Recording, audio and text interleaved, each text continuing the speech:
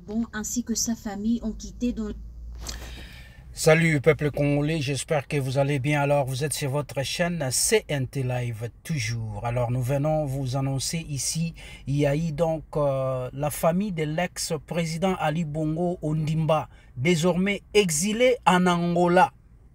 Est-ce qu'il s'attendait de ça un jour que Akozala exilé dans un pays moko africain?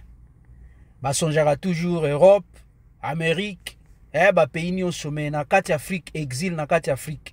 Et ça, les mananoutés, je crois que c'est pour la toute première fois selon mes connaissances, à moins que je ne me trompe. Voilà, peuple congolais, Félix Tshilombo, c'est pour ça que je vous demande une question. Bino, selon Bino, en tout cas, pour répondre dans commentaire à Wanase, selon Bino, pensez-vous que Félix Tshilombo a s'exilé dans l'un des pays africains? Si oui, Bopé Sabiso, pays où Félix Tshilombo, après régime Waki Moyibi, a s'exilé dans le pays Nini? Est-ce que vous allez dans un pays africain, ou bien vous allez dans un pays moko en Europe, ou bien ceux qui s'occupent en Asie? Alors, c'est juste une question. Mais suivons d'abord, peuple congolais, ici. Donc, on nous informe que Ali Bongo vient de quitter l'Afrique pour aller s'exiler en Angola. Suivez.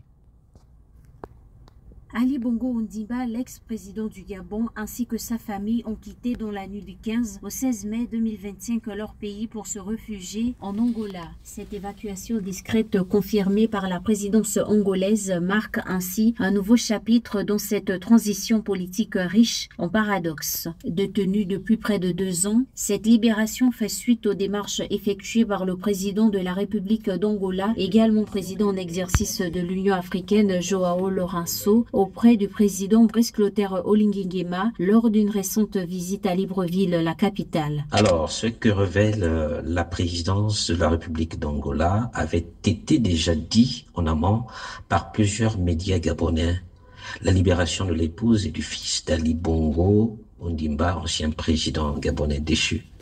Mais qu'en est-il des charges qui pèsent contre eux? Ce transfert hautement confidentiel intervient quelques jours après la visite privée du président angolais à Libreville le 12 mai 2025 où il avait rencontré Ali Bongo à sa résidence de la Sablière. L'entrevue dont les images avaient été brièvement diffusées par la présidence angolaise apparaît désormais comme le prélude diplomatique à cette opération de départ. Si pour l'heure les autorités gabonaises n'ont pas communiqué sur ce dossier pour le moins sensible, l'annonce de la présidence angolaise vient mettre un terme à plusieurs jours de spéculation. Là est toute la question, aussi légitime que se pose le commun des Gabonais. Qui pour y répondre? On s'y interroge.